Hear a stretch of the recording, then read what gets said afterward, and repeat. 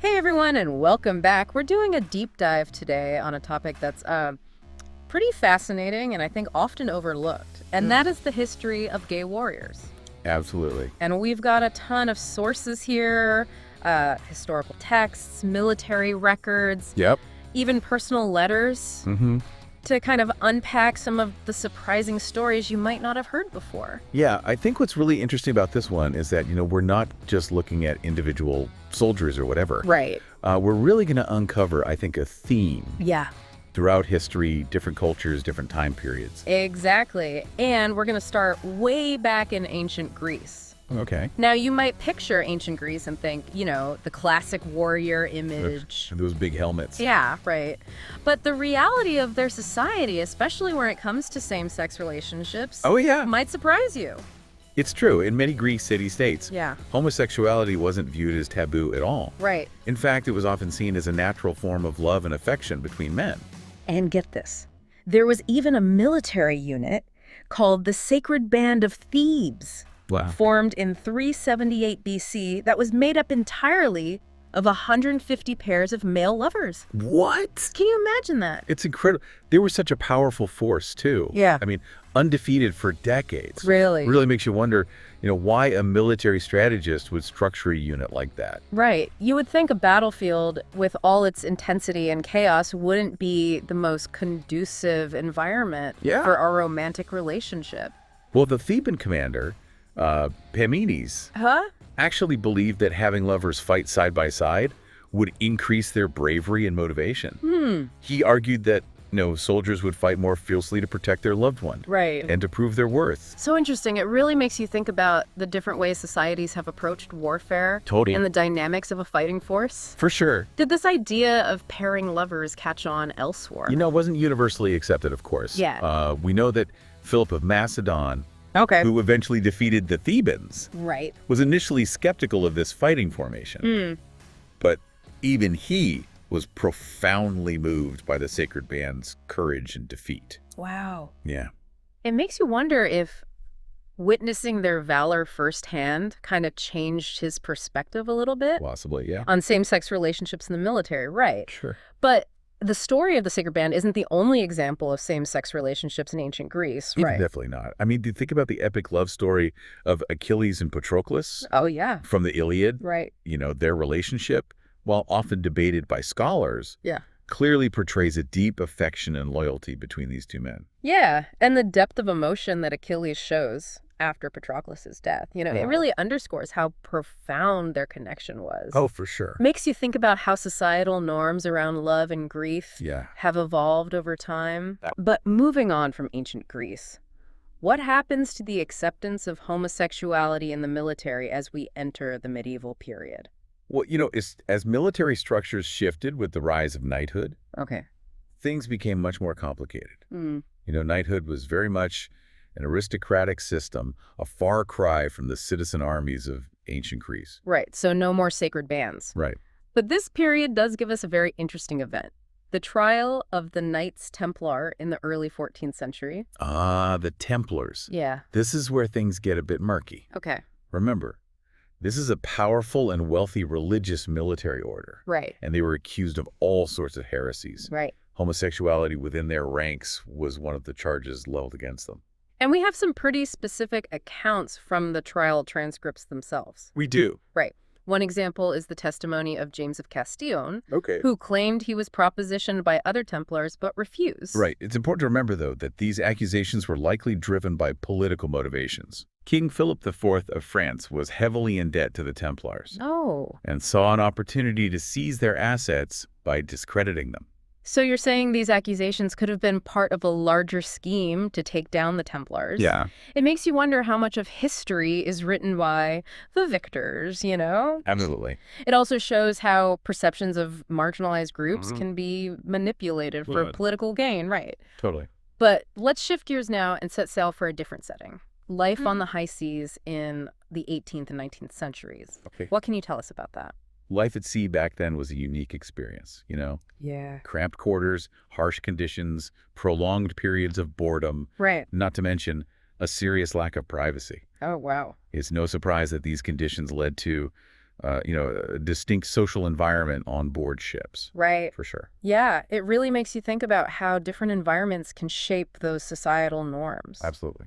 So what kind of insights do we have into the lives of sailors during this time? Well, we have this incredibly detailed diary kept by Philip Van Buskirk. Okay. He was a Marine drummer who served in the 1840s and 50s. Okay. His diary gives us a first-hand look at what daily life was like aboard his ship, the Plymouth.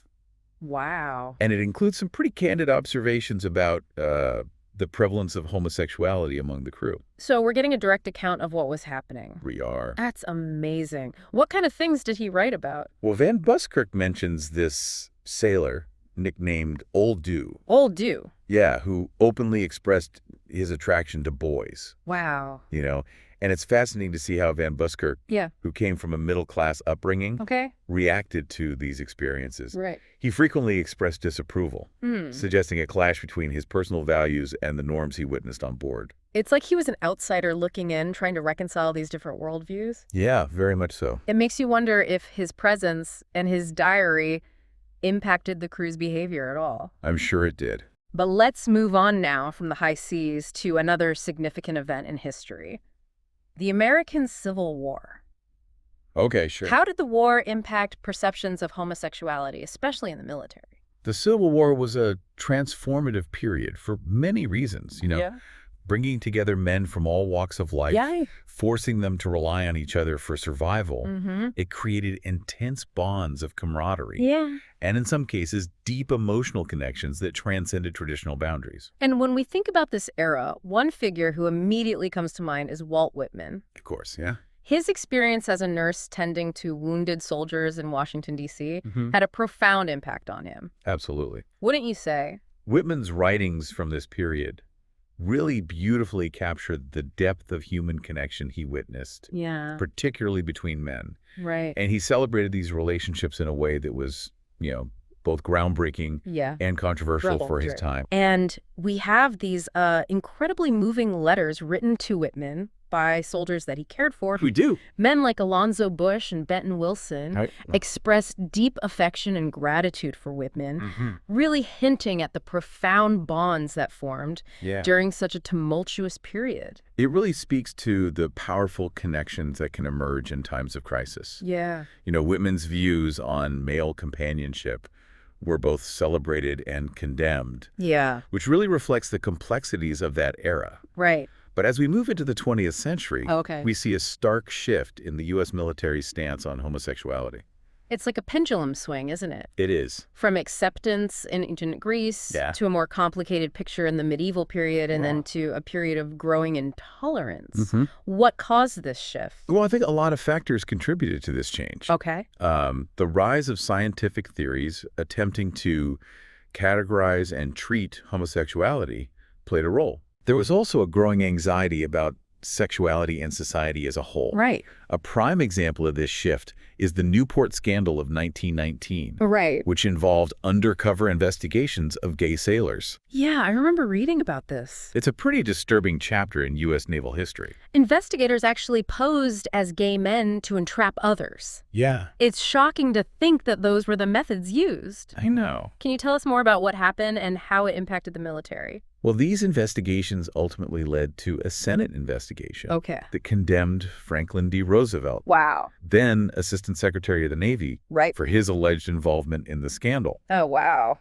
The whole episode highlights the growing fear and prejudice towards homosexuality at the time, Yeah. a fear that unfortunately extended to the highest levels of government. Right. But despite this growing intolerance, many gay men and women still chose to serve their country during World War II. Yeah. It creates a rather interesting paradox, wouldn't you say? Absolutely. It makes you wonder what it must have been like for those individuals Right. serving their country while simultaneously having to hide a fundamental part of themselves. It must have been incredibly difficult. It's a lot of pressure. Yeah. What kind of insights do we have into their experiences? We have personal accounts from gay veterans like Stuart Loomis, Bill DeVoe, and Tom Reddy, Okay.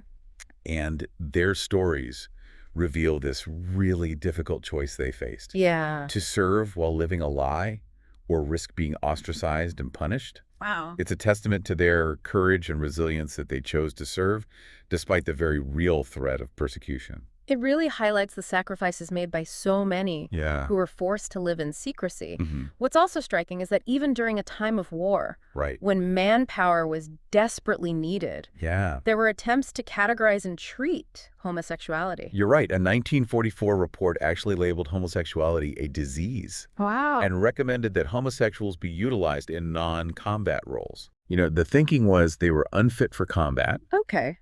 and posed a potential threat to morale and unit cohesion. Wow. It's a troubling example of how pseudoscientific theories were used to justify prejudice and discrimination. Right.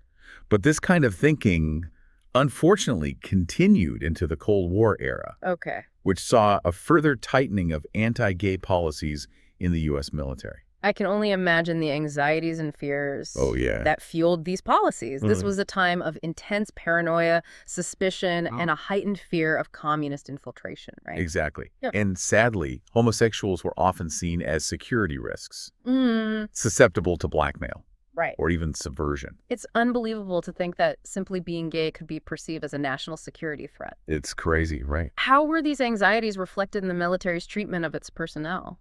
Yeah, it's a chilling reminder of how fear and prejudice can kind of seep into institutions and shape these policies that impact people's lives in such profound ways. Yeah. So how did these anxieties play out specifically?